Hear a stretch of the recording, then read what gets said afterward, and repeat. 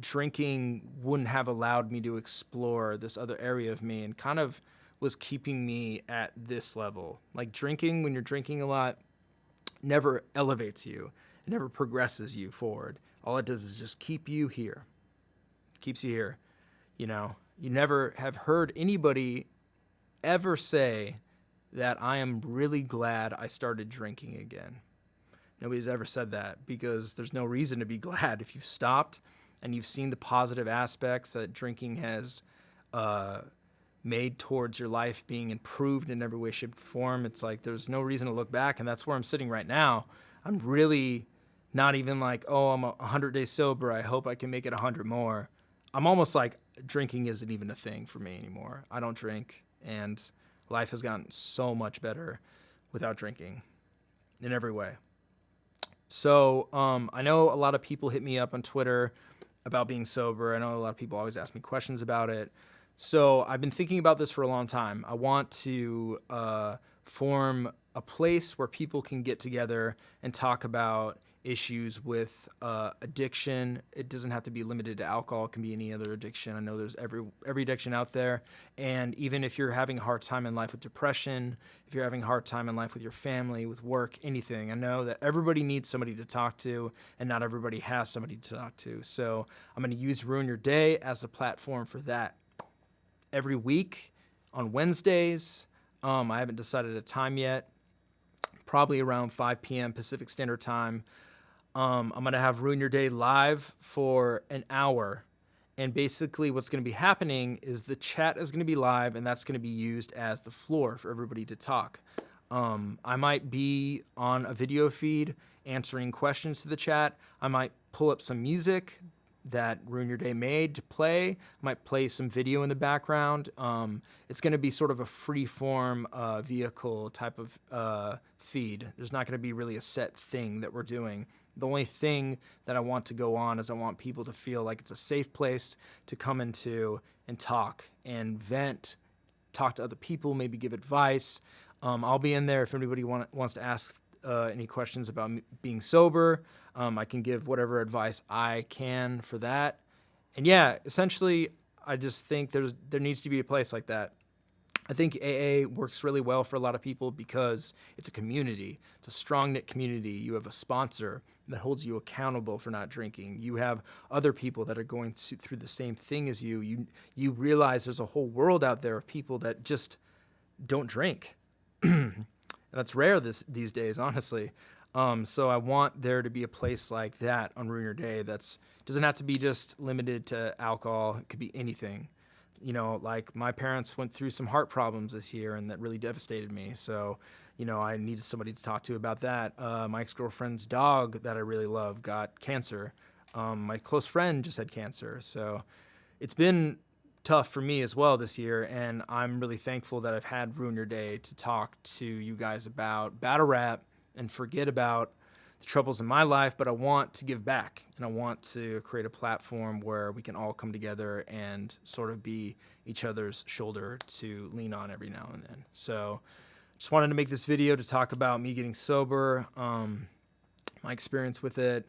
Honestly, to wrap this up, being sober is like probably the best thing that's happened to me in a long time. Me breaking up with my ex-girlfriend that I love to this day has been the best thing that's ever happened to me too as well. It's really like jump-started me to make big improvements in my life that I'm really proud of.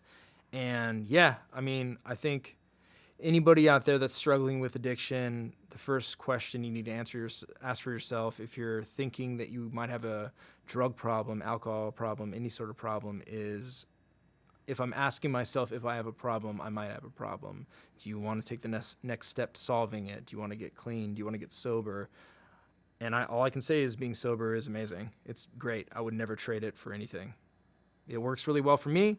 Other people can drink responsibly. I'm not one of those people. I can't drink responsibly at all. So, yeah, guys, I just want to thank you all for helping me through my year of sobriety. You guys really made a huge difference in my life. I want to thank everybody out there that supported Ruin Your Day, all the patrons, all the people that did a watch episode, all the guests, all the people that tuned in for watch, everybody that bought merch, everybody that bought music. It means the world to me. So thank you guys.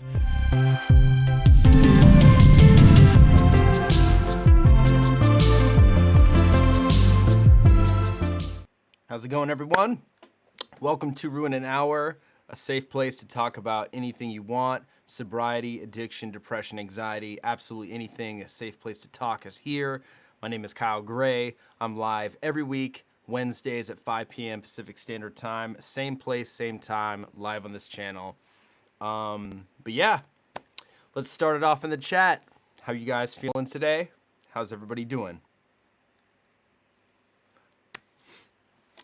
Check out The Blue Pale Dot and Restlessness. Those books are really good reads. I'll check out The Blue Pale Dot. I need a new book to read. I've been reading this book, The State of Affairs. Hold on, let me, I think I told you guys about it a couple sessions ago. I think it's called The State of Affairs. Yeah, The State of Affairs by Esther Perel. Esther, maybe I'm saying her name incorrectly, but she's amazing. The book's just really hard for me to get through right now because it makes me feel horrible. Because I have such a history with infidelity and cheating that it just makes me feel like a bad person. But it's a good book. It's a really good book. And it's important that I read it. So, Cambodia, Joven Smith. Yeah, I'm sure it's hard to catch these streams, but I'm going to start making these public just because I think they're better that way. I think only so many people can catch these when they go live, so I think it's better to leave these up publicly. Want to throw a big shout out for the great content. I really love how positive the Ruin an Hour space is. Been working on getting off meds for a couple years, and this has been mega helpful. Joven Smith, congrats on working on getting off meds, man. I know that's not easy, so congrats on you for having the strength to move forward with that. I know it's a difficult task to try to get off anything. And yeah, man, props on that. I'm glad to be of any help. But yeah, I guess we could chit chat about what's going on in my life. As many of you know, I'm sober. I've been sober for a year and 6 months now, I think.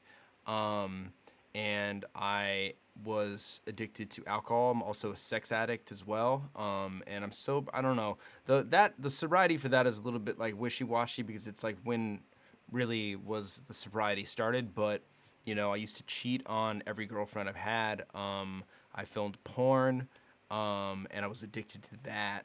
And I've been sober from that for, I think, 2 or 3 years, give or take. And yeah, this past couple months have been pretty crazy for me in terms of negative space in my mentality. I've been in a really bad spot for the past month, ever since like November. November is a pretty important month for me because that's my birthday, and that's also my ex-girlfriend's birthday as well, and Thanksgiving. Thanksgiving is pretty big with my family. It's also big because me and my family used to drink a lot during Thanksgiving, so it's kind of a big milestone now to go back and have that not be an aspect to our Thanksgiving and more over have it just be about hanging out with everybody and being in company of our loved ones rather than getting drunk. But it's been a really hard month for me, like super hard. November was terrible, and December's been pretty horrible too. And yeah, I've just been really negative, like super negative, probably the most negative I've been, period. Yeah,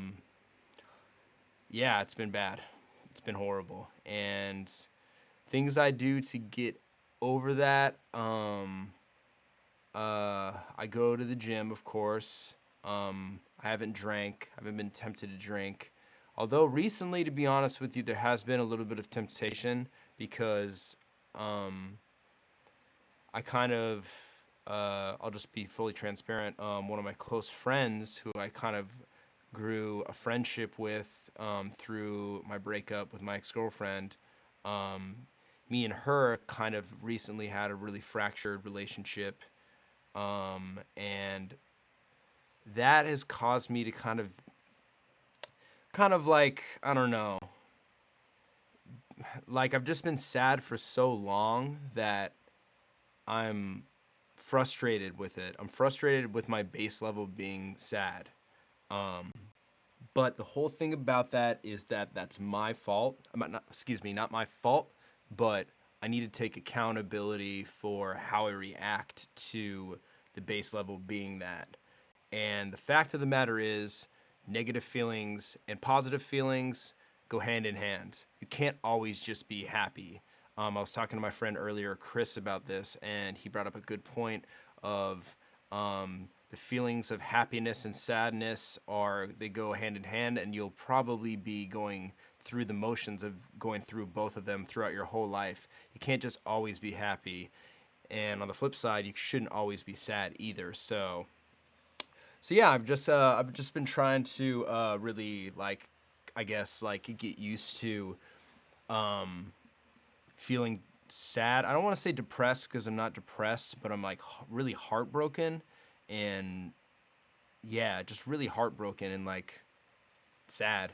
Trying to get used to that being a transient feeling that will eventually pass. Maybe it's not a quick feeling. Maybe it's gonna take a couple more years. Who knows? But just not being self-destructive in that sadness and being accountable for how I react to those feelings as well. So, yeah, it's kind of just been what's going on with me. I know, like, a lot of you might follow me on Twitter, and I've been like really negative on Twitter, and posting pretty cryptic like things on there. And if you, I could be honest with you, like you guys should see what I don't post. Like I write tons of statuses all the time and just delete them because I'm like, why does that need to be out there in the world? So what I started to do actually, I don't know if it's helpful for anybody, but I have notes in my phone that I literally just like write down things that I would have tweeted that I don't think are appropriate to tweet. And I don't read this because I think it's a very toxic thing to go back in and read just like my super negative thoughts. Um, but I think there is something to writing it down and kind of just like getting it out there. And I don't even, I haven't even opened this up and looked at this since I like wrote this yesterday. But yesterday I started it and I wrote like 20 things. Pretty depressing stuff in here, but typical like heartbreak stuff. Um, and I think it's just that's a good relief, and it's kind of like an exercise of there's this exercise that I forgot what it's called. I think I have it in my phone. It's called let's see, we're gonna find it. Penn and Baker's writing. So you write for 20 minutes about any emotional experience recently. So that would be like me suffering heartbreak, and then you basically don't worry about punctuation or misspellings. You just write. It's like free thought. Write whatever comes into your mind. It's kind of what I've been doing. Recently I've honestly had this thought of like I hate everything. Like I'll have that thought just pop into my mind like I fucking hate everything. And it's a very invalid thought for me to have because I don't hate everything. I love a lot of things in my life. I'm very blessed and grateful for a great deal of my life. I'm a very lucky human being on this planet. And I'm very grateful for that. But that thought pops in my head a lot, you know? So I wrote that down. That was one of the things I wrote down. But in Penn and Baker's writing, it's supposed to be an exercise where you write for 20 minutes. Don't worry about punctuation or spelling, about any emotional experiences recently. Do this for a few days, and each time you finish, you throw the paper away.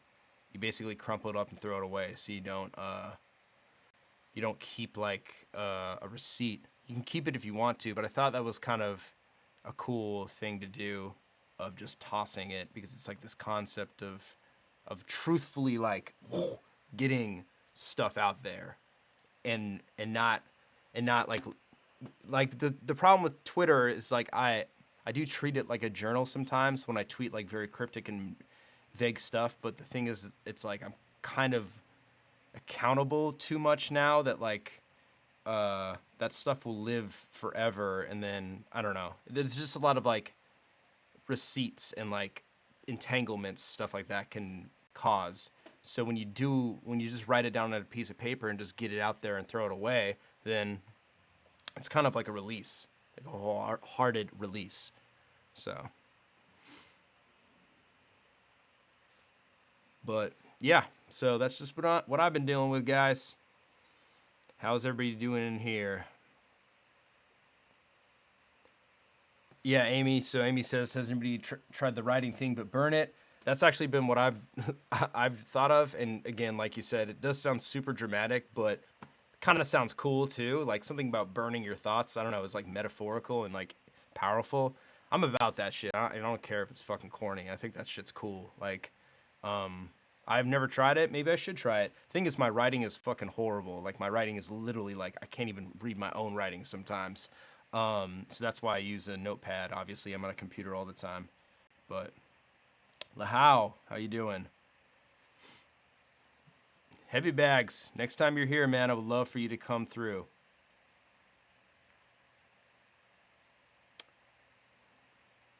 Van, are you okay? You got into a car wreck yesterday, but I'm fine. That sounds not okay. That's how you know you have a creative brain, messy writing. That's interesting. I've never heard that before. Yeah, Joven Smith. So like that's another thing is you said sometimes I look back at the old notes months later to see how far I've come with that stuff. That's really reasonable, and I definitely understand that perspective of that's the good aspect of keeping a journal. I'm not one that I've ever really been big on keeping a journal. I think I have like a couple journal entries in my phone from just like times that I was like in a really bad spot. Uh, let's see. Yeah, I have one. Man, did I delete it? I thought I had one about like when I first found out my ex went on a date or something and just how horrible I felt. Um, and then this, I don't know, this like fucking recent one I started. But yeah, I know that's like super helpful to keep a journal and then look back for progress because it makes you feel good. It's kind of how I feel about Watch. Watch is my retrospective looking glass to my progress. When I look back on Watch and I see like what I look like, I see unhealthy I look. I see even the conversations that I hold and the things I'm saying. It makes me feel really bad because it it makes me sad that I was like that ever. And also it makes me think of what I was doing at the time and how terrible I was to my ex-girlfriend and that I was with her and I could have, not fucked up so bad. But it's great because it's empowering and it makes you feel like, oh man, I've come so far, and that's wonderful.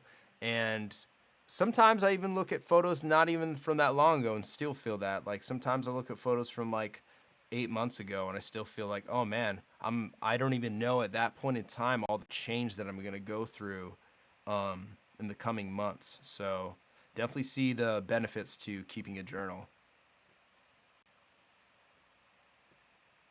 Metal Mickey, I mean you can. That's just like what the thing, the pen and maker's writing exercise suggests you do is to like physically write. But hey, I mean if you type out your thoughts, that's fine too. Flenswest. Sorry, I'm totally messing up your name, but I surgically removed a tumor from my salivary gland. Lost permanent feeling around my ear and cheek. Could have been worse though. Sorry to hear that. That sucks, man. A tumor from the salivary gland. So do you?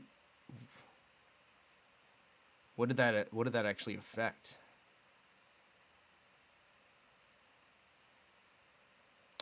Pixie, what's up? Yeah, I'm the mailman. You can ask me anything you want, bro. I'm here to answer anything you want.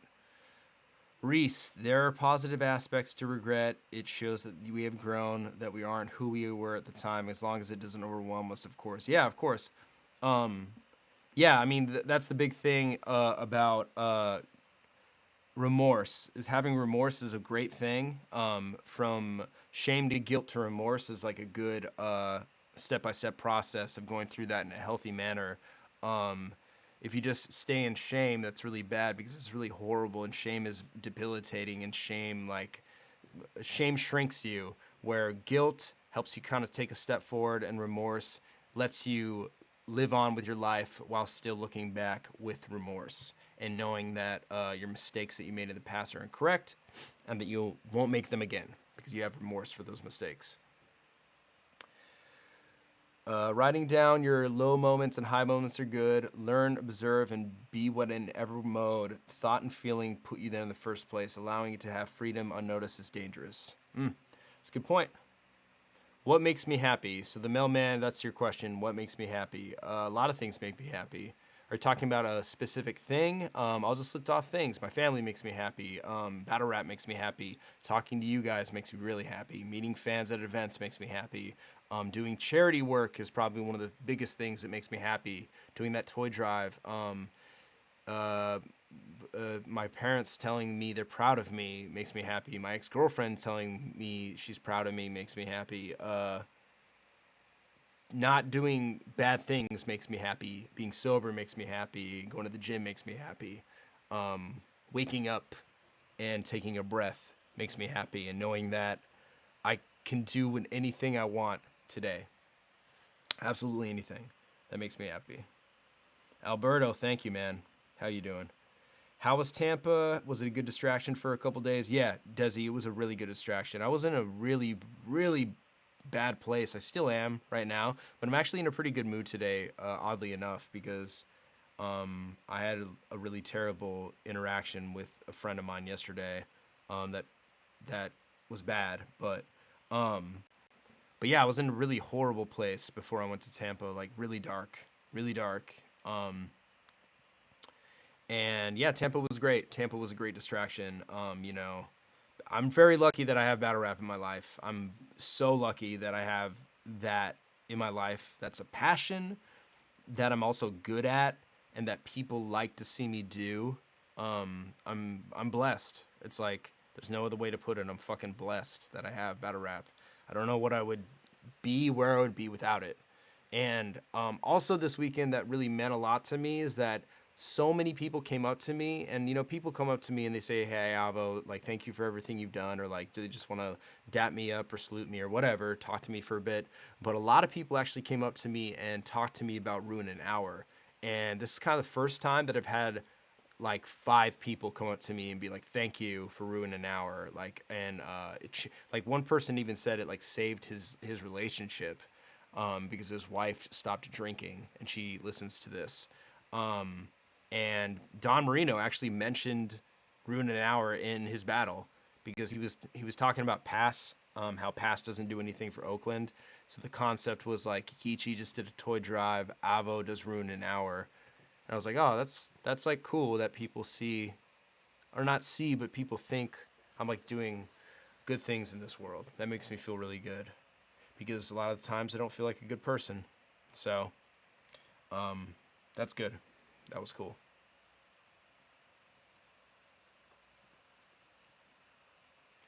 Being a light for everyone but myself makes me happy. Yeah, that's a good thing, Van. Doing favors for loved ones and people in need makes me happy. Yeah, that's a good one too.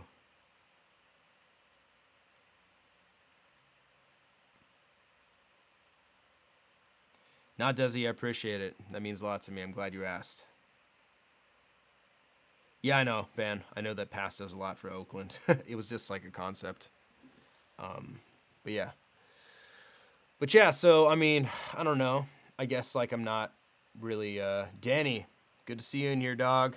Avo, do you typically have time at the venue before after cards to chop it up with fans? Saint Soldier, I don't.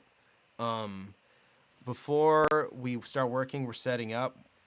Generally at events, we're the first ones there and the last ones to leave. We're like generally at these venues we usually get there at 10. We don't leave till 1 a.m. So we're there for like, I don't know, it's like fucking 15 hours or something like that. We're working the whole time and I'm live the whole time. So usually when people are coming up to me and saying hi, I'm doing stuff and I'm like, "Hey, what's up, man?" And then I'm like, "Sorry, I'm busy, and I got to get back to it." But yeah, it's like it's rough, dude. I wish I had more time. Sometimes in London, Clayton actually was like, "Hey, afterwards, you just go hang out with people, and I'll pack stuff up." But I wish I had more time to like hang out and talk to people. You gonna do an Xmas Ruin Hour next week? Yes, sir. Definitely will. I'll be in Colorado with my family, but I definitely will do a Ruin Hour. I'm never not gonna do Ruin Hour. There was one last week, I think during Thanksgiving, that I missed just because I was in a bad mental headspace and I literally forgot. But I promise to never let that happen again.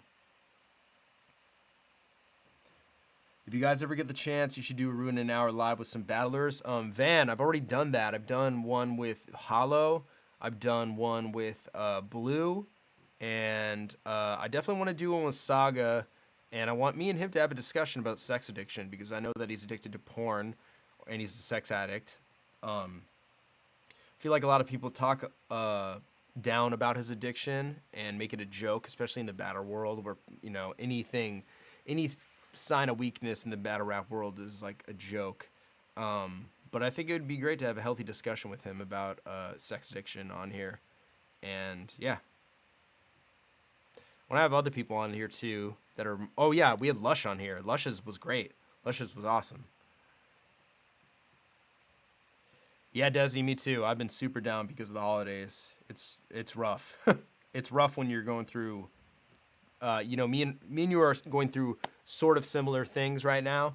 But yeah, it's incredibly difficult for me to be going through what I'm going through. Leandro, this Sunday marks 4 years sober for me from Xanax addiction. Thanks, Avo, for this platform for people to express themselves. The episode with Lushon was one of the best things I've ever watched. The man is an actual inspiration. Yo, Leandro and Joven. Leandro, congrats on the 4 years sober from Xanax addiction. On this Sunday, it's your birthday, bro. That's what they say in AA. Fuck yeah, dude. That's wonderful to hear, dude. That's incredible. Amy, Ilmac has not come on here. I think he's still sober. I would like to talk to him about it. If he's down to come on, that'd be cool. It stresses me out because of my triggers with my family. Desi, like, what triggers you with your family? What are you referencing? If you don't mind me asking.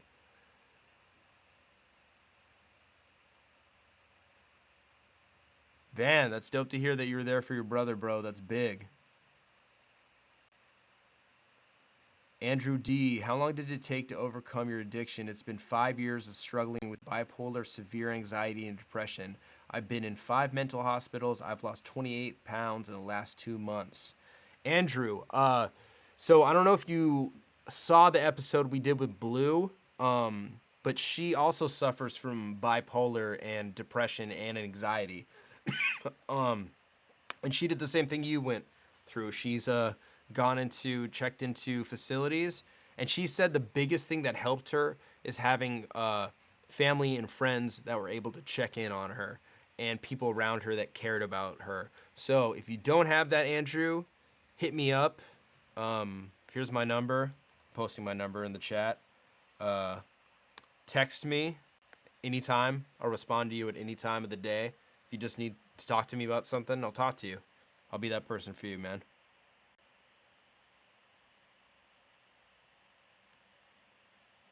With my parents being addicts, it was always a very bad and disappointing time of the year. Yeah, I could see that. But since being a parent and having my own traditions, it's getting better. Yeah, I can see that too. Well, I mean, yeah, that's amazing that you have that new perspective and the new sort of path you can take with your own family. But yeah, I imagine that's gonna sting for a really long time. It's unfortunate because these are supposed to be like the happiest times of the year, and like, yeah, this is like the most sad I've felt. And it's like, maybe it's because of the holidays, but like whatever. It's just a lot at once. It's like my birthday, Thanksgiving, Christmas, New Year's. I'm sure Desi with you, it's like Thanksgiving, Christmas, New Year's. It's a lot of stuff all at one time. Anyone spending Christmas by itself? Oh man, it's going too fast. Do anyone else spend Christmas by themselves? When I was younger, family get together was a big thing. Now everyone does their own thing. I care less about the holidays now.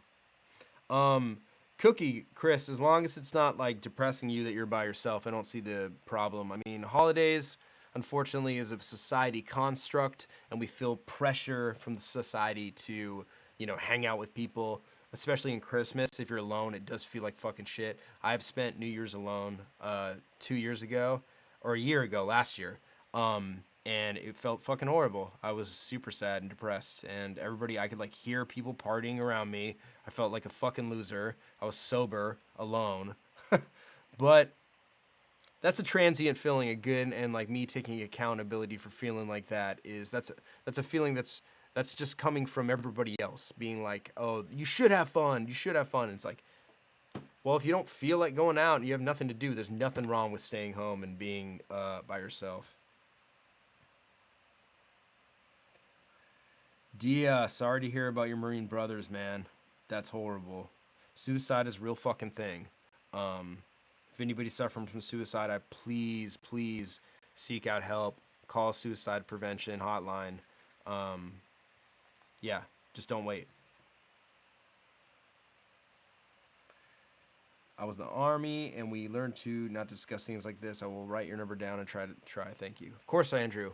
I know that mental health is not popular in a lot of society circles, so totally open to talking about anything you want. Oh yeah, Van, he spent Thanksgiving with me. I remember that shit. That was dope. Oh wow, Desi, New Year's is your anniversary of quitting drugs. Congrats on that. That's a dope anniversary to have, New Year's. Fuck yeah. It's like a new year. Everything's cool about that. I wish my anniversary was that. My anniversary is like some random day in July, I think.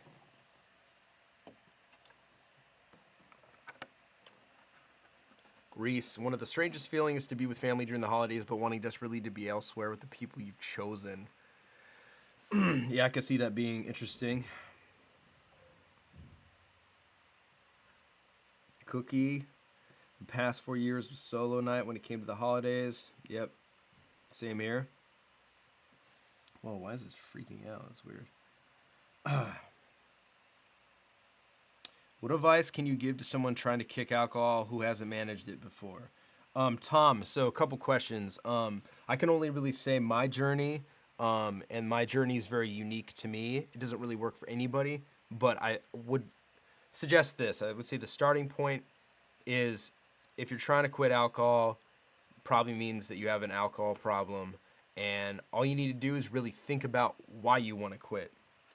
That's what I think about every day. When I'm grateful I quit, when I'm grateful that I'm sober, I always think about the feeling of being drunk. And to be honest, when I even think about being drunk, it doesn't even feel good. It's not like sexy to me anymore. It's not like, ooh, I'm like, I don't give a fuck. I'm out of control. It kind of like, I don't know. It's kind of like gross, kind of, because it's like a numbing agent. So just think about the things you don't like about alcohol and why you want to quit, and basically take small steps. I would say if you haven't, possibly try AA, go to a meeting. You can sit in meetings and not talk. You can sit in the back. They're really inspiring, honestly. They're great. And I've only been to SAA, which is Sex Addicts Anonymous, which is the same program just about sex addiction, not alcoholism. And it works really good. I would suggest checking out a meeting. And like I said, starting small. If you haven't managed to do it, cut back on your drinking slow. Going cold turkey doesn't work for everybody. I did that, but that's because that's kind of more attributed to my personality. I'm a very like do or die type of person. And I was in kind of an extreme situation where I wanted to change who I was immediately. So if you're not in that circumstance, you're not in some extreme situation, I would say weaning off alcohol is kind of a more likely scenario of maybe kicking it back to, oh, I only drink on the weekends, and oh, on the weekends I don't get drunk. Oh, I only have a drink a week. I only have a drink every 2 weeks. I don't drink, weaning yourself off like that. 10 years. God damn, Desi. That's incredible. Congrats. That's fucking big. And Van, congrats on quitting being a drug dealer. That's also impressive. That's hella impressive.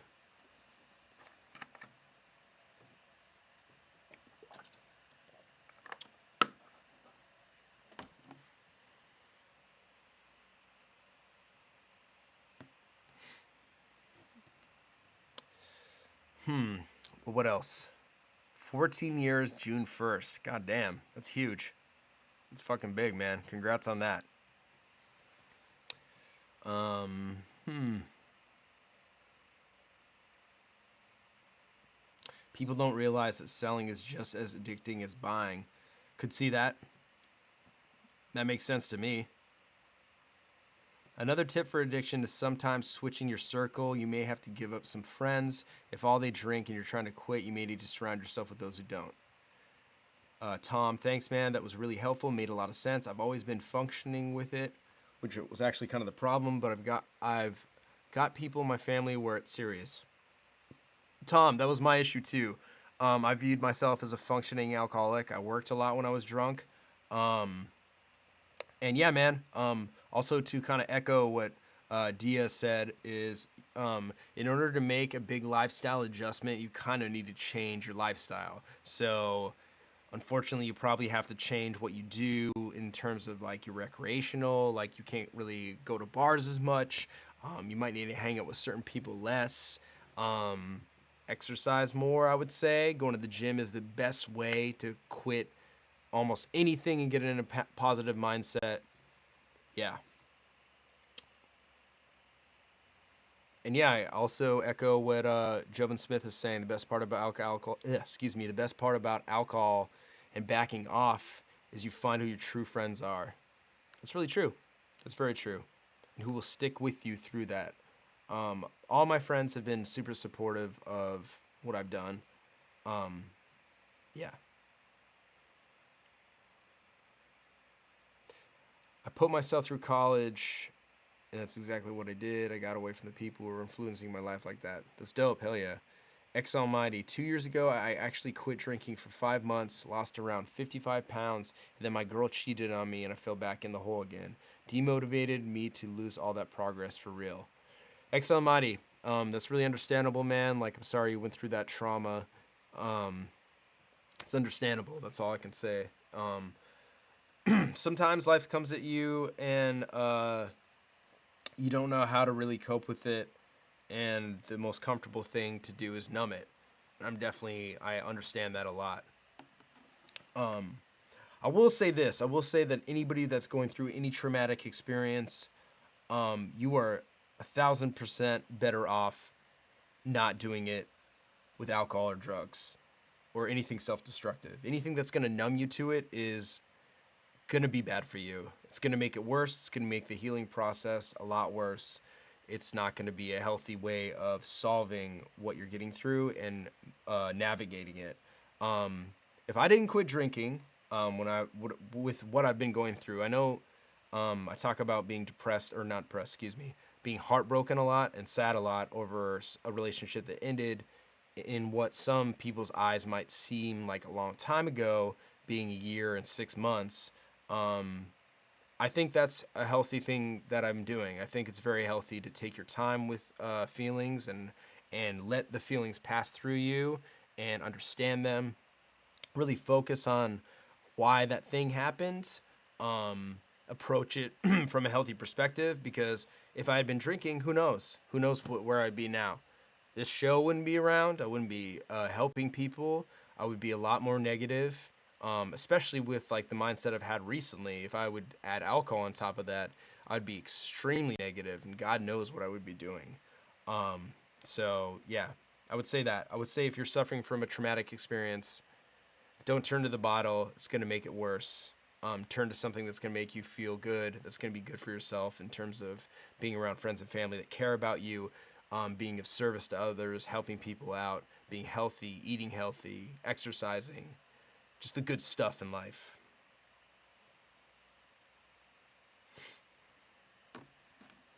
Derek, 10 weeks alcohol free today. Congrats, man. That's fucking huge, dude. 10 weeks is big. So what, 2.5 months? It's fucking rad, man.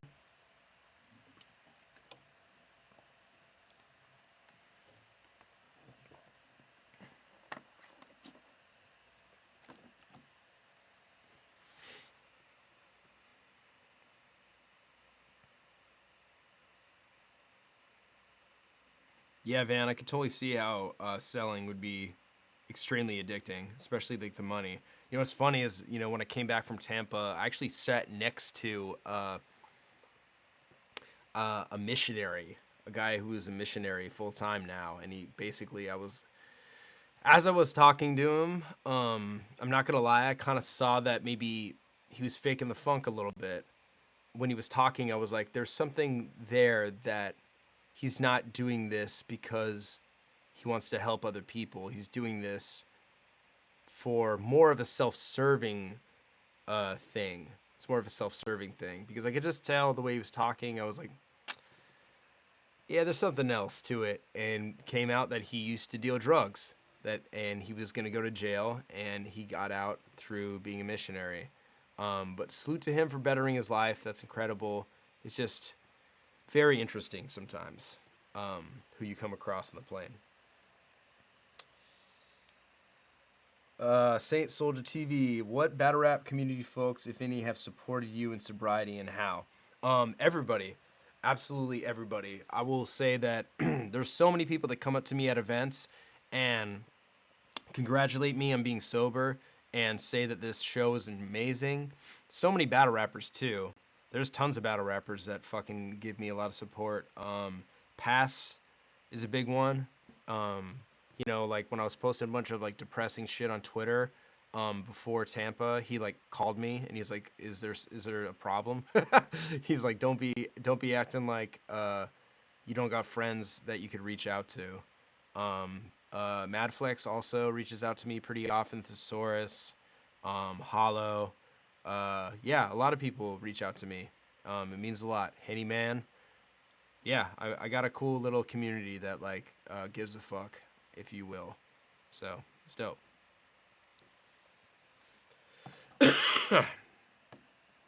White 9. I've died 4 times and now I'm clean. I would love to talk about it. Go for it, man. It's open.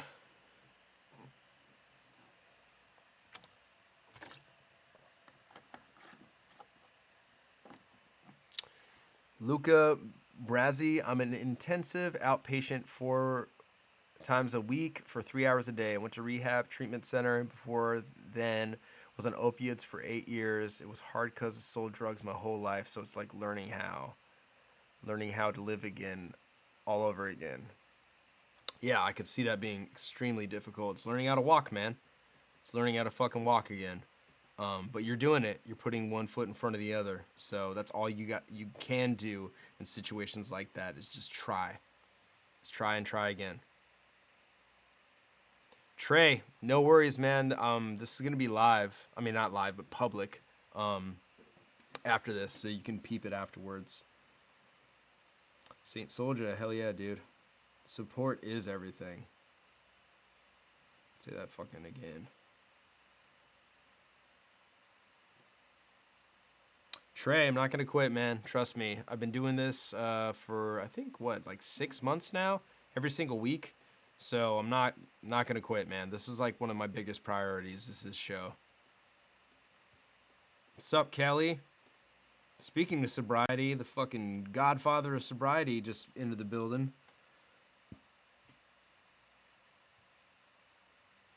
Of course, Luca. Appreciate you, man. Van, you are involved, bro. You in this chat. I appreciate that, man. That means a lot to me. But yeah, what else could we discuss? Buenos Aires. Juan, thank you, dude. Shout out to Brazil. White 9, I shoot H and died and used perks and morphine. So you're sober now?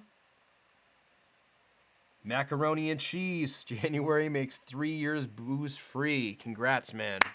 Fuck yeah, 3 years. Hope I can get there. I mean, I know I'm gonna get there, but you're way ahead of me, so you got a head start, man. Macaroni and cheese, congrats, dog. That's fucking huge.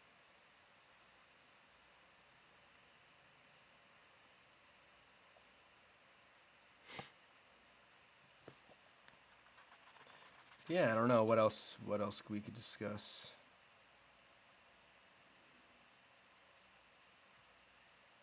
Hell yeah, Van. Thank you, dude. Appreciate the donation. Lyrical Vapor, is that your Twitter? Appreciate you, my dog. I still do 5 groups and I'm 3 years in. I had a thought. What's the really awesome stuff about kicking booze? Like the stuff that in retrospect makes you glad you did it. Tom, okay, so here's the best thing about being sober. Life, man, this is gonna sound so fucking corny, but life is beautiful. Life is so fun and amazing when you're sober, and you don't get that. At least I can only talk from my perspective. I didn't really get that when I was drinking and when I was shooting porn a lot. I was like in this like haze every day of life, and I was literally super self-destructive, and I like literally would just drink until like I felt like I didn't give a shit about like what I did. I would drive drunk. I would fucking be an asshole to my ex-girlfriend. I would cheat on her all the fucking time. I had zero accountability. Um, I remember thinking that I can't do stuff sober. I remember like getting mad at a friend one time because we went out to eat breakfast and he chose a spot that didn't have alcohol, and I remember getting like actually pissed at him. That doesn't happen anymore. I wake up every day. I am super fucking grateful that I'm alive every single day. There would be times like, with what I'm going through recently where I'm like really sad and like I cry myself to sleep and I wake up dreaming and then I remember dreams I had of my ex-girlfriend. I start crying. There'd be times that if that was the past me, I would just be drinking all the time. I wouldn't feel comfortable being sober. But now I'm so comfortable being sober. I can do any activity and be present. And that's the biggest thing about being sober is that you're present, you're mindful, you're in the world, you're part of the universe, you're like grounded, you're more attached to things. Also, your personality comes out a lot more. Or at least I felt like mine has. Like when I quit drinking, I feel like more of who I actually am as a human being came out. And you start to like who you are a lot. Alcohol is a severe depressant. It's a severe fucking depressant. It makes you not it makes you depressed. Honestly, it made me like not happy. It made me angry. It made me extremely irritable. It made me sad. It made me do dumb shit. And now I don't have any of that. Really, there's like, I could list the positive aspects of being sober all fucking day. You lose weight. You're more healthy. You have no more health issues in the back of your fucking mind. Your kidneys thank you. You don't have hangovers. You don't do stupid fucking shit. You don't spend a bunch of money on dumb stuff. Like, there's so many positive aspects to being sober. So, but yeah, that's my little spiel about being sober. Will Willis, thank you, man.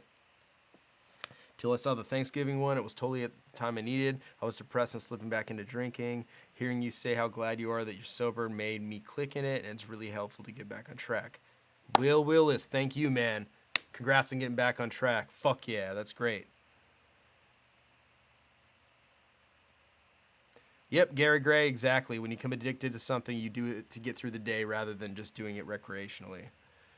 Marzi Mar, you're truly an inspiration, although you may not realize it all the time, but you're making an amazing impact on the culture of battle rap plus the world. I know you're in a rough spot right now, but stick with it. Thank you, Marzi Mar. Appreciate that, man. That fucking means a lot to me. I am in a really bad spot, and I'm sad, but being sad, this sad means that it was for a good reason. I'm this sad because I loved somebody more than I ever loved somebody. So that's a great thing. Most people don't get to experience this, so I should be grateful that I'm experiencing this, right? Yeah, it's a wonderful thing. Amy, being present is so underrated and something it's so easy to not even realize you aren't when you aren't. Yes, Amy, exactly. That's fucking so true. It's hard to describe like the feeling of being present and being mindful, like when you're not. Because people are just like, "What do you mean? I'm here." Like I'm here right now. I'm looking around. Like I'm fucking breathing the same air as you.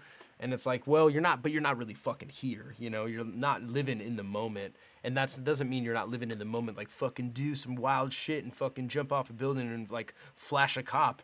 You know, like not any of that stupid fucking shit, but just being mindful of the present, and the present being the only thing that's real, um, and just being here. It's it's a big thing, and I never really got to experience it until I quit drinking, until I quit cheating on my ex, until honestly until me and my ex broke up. Unfortunately, that's a big thing. But yeah, I didn't experience it, and I feel like once I discovered that mindfulness and being present, a big aspect of me came out, and I was like, whoa, holy shit! Like there's a lot more to me than I thought. There's like a lot more underneath that surface. And I feel like people will discover that when they get sober, is they'll be like, oh wow, there's a lot more to me than I thought. I do like this. I never knew I liked this, you know, and like try new things.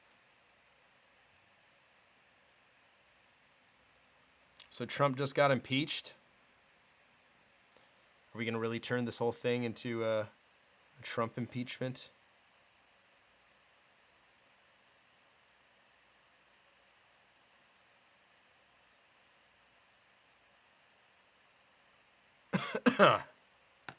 But yeah, I don't care if you guys want to talk about the Trump impeachment. I'm cool with that because that's huge news. But I would rather keep it non-political. Saint Soldier, I think being present is a lot about appreciating surroundings, the current situation, people around you, conversation to be had. Yep, 100% about that.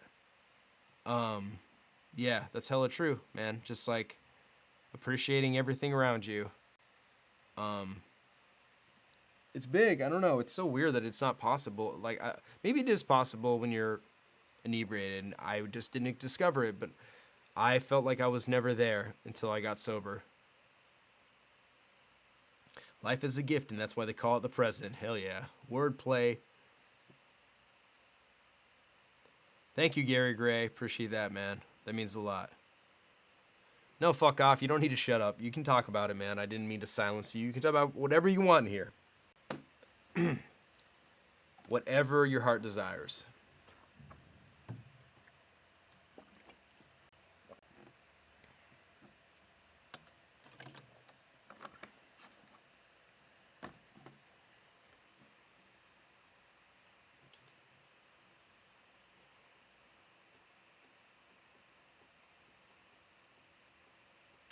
Yeah, what else, guys? Avo, not sure if you covered this already. I came in late, but what would you say was your biggest hurdle in becoming sober? Like, what challenges did you face in deciding to do so? um, I guess not really like my biggest hurdle in becoming well, fuck it. Yeah, my biggest hurdle in becoming sober was accepting that I was an alcoholic. I've been drinking since I was roughly like 21, around that age, maybe younger. And I never even like thinking back on it, like I never had a healthy relationship with alcohol. Like I always got drunk. Like I never just got a beer. I never just had one drink. I never would not take it too far. Like it's crazy to think back on it, but it's like I never had a healthy relationship with it. And my upbringing is not one to really focus on shortcomings and the mental capacity and accepting that you're weak, I guess. Or not weak, excuse me, misspoke, but that you have a problem, like being an alcoholic. I was raised to just be like, well, that's just what you do, you drink. And I ignored it for a long time. I was like, because I liked drinking a lot. And it was a problem not in my previous, but my previous, before that relationship. My ex-girlfriend before my ex actually wrote a note to me before we broke up being like, your drinking is an issue. You drink too much. I would appreciate it if you slowed down if we were to continue this relationship. And then when I got with my now ex-girlfriend, drinking was still an issue, and it became a serious issue to the point that she literally didn't want to hang out with me. She didn't want to be around me. I remember we got in this humongous fight, like pretty, like, pretty much right before we broke up about her not wanting to come watch sports with me all day because she didn't think it was fun just to watch me get slaughtered all day. And we got in a huge fight over it, and I felt like really hurt that she didn't want to hang out with me. And I didn't understand it's because it's not fun to be around a drunk. It's not fun at all. Like now I totally understand it. Too little too late, unfortunately. But my biggest problem was accepting, and that's always been my biggest problem, to be real with you guys. Being a sex addict is a big, huge acceptance thing, because people joke about like, oh, what's sex addiction? Like our society is so sex driven and so infused with being,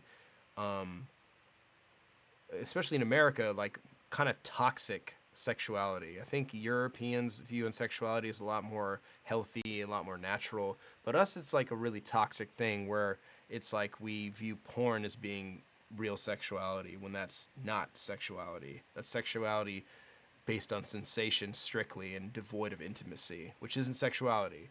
That's like a reptilian way of viewing sexuality. And yeah, I think just accepting that I was a sex addict and an alcoholic were two huge things that I like took me a long time to be like, I'm those things, and I have a problem with sex, and I have a problem with drinking. I can't control myself with either of those things. And even to this day, I still kind of struggle with both of those things. And once I accepted those and moved forward with that and looked back on being like, I fucked up this relationship with this woman that to this day I still love with all my heart and I miss tremendously. And I fucked that up because of not wanting to take accountability and change those things until it was too late and the damage was done and now we can't go back. And you know, I had two choices. I'm like, do I want to keep being this person that fucked up really bad and that my life is going to be different now because of it? And do I want to just be numb for the rest of my life? Or do I want to make a change? And do I want to work on being a person I really want to be, a person I really like, a person I look up to? That's kind of like my new mantra is like, I'm trying right now to really be a person I like a lot, a person I love, like a person that's there for other people, that doesn't get mad really easy, that's a kind-hearted person, a person that's empathetic, a person that's creative, a person that's athletic, a person that's there for his family. And yeah, those weren't honestly things that I could do without getting sober. So, yeah. So, I just lost my job after already being behind on bills. It's hard, but I'm trying to stay positive in the midst of the hard times. I appreciate this live for allowing me to vent and express myself. So CBJBKD, fucking stay up, dog. Like, I'll say this: money is just money. At the end of the day, so I'll say this, man. I'm in debt, like a lot. I'm in fucking debt, like probably 100K.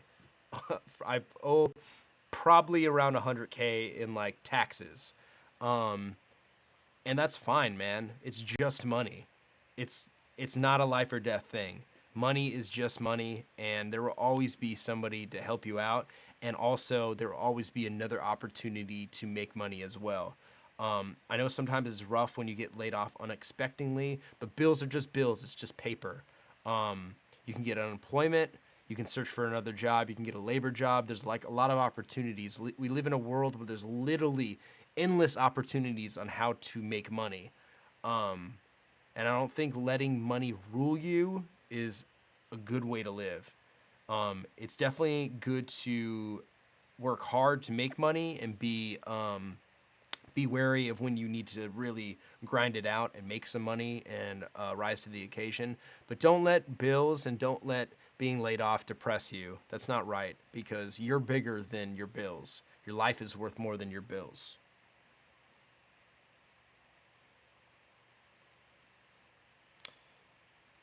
This gets more ridiculous. This get more ridiculous every round. Hell yeah, dog. I'll get down in AZ. Scotty, love you, dog. How you doing, man?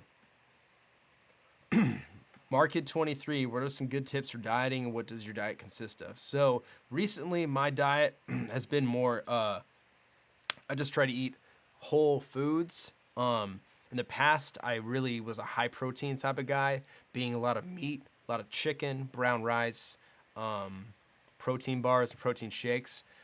Still kind of along that line, but I'll just tell you guys what I ate today. I woke up, I had oats, blueberries, bananas, and apples. And then before I went to the gym, I ate a protein bar. And then when I got back, I ate a big bowl of broccoli. I threw some beans in there. And then I ate another side of oats. I just had 2 apples. So kind of just like full foods. I try to eat as much vegetables, like green and variety in terms of color. So broccoli, tomatoes, cucumbers, carrots, getting a lot of variety in there and just eating real vegetables and real fruits. As little processed stuff as I can. And a big one is I don't drink any fucking soda. I don't even drink coffee. I don't drink tea. I don't drink alcohol, obviously. All I drink is a gallon of water a day. This is the most important thing to do, is drink a gallon of this shit a fucking day. It will, trust me, if that's all you do is just drink a gallon of water a day, it will do numbers for you. Scotty, sorry to hear about the loss in your family, dude. I'm really sorry about that. How are you doing? Yeah, check out the Game Changer on Netflix about the plant-based diet.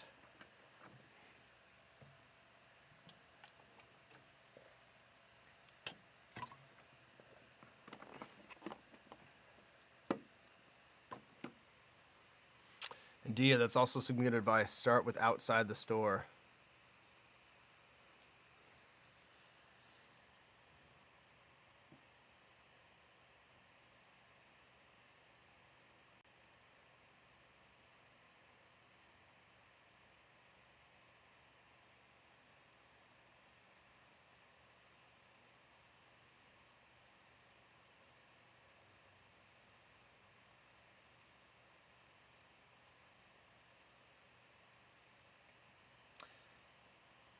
Will Willis.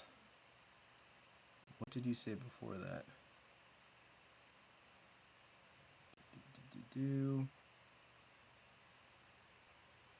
Much love, Desi. See you next week.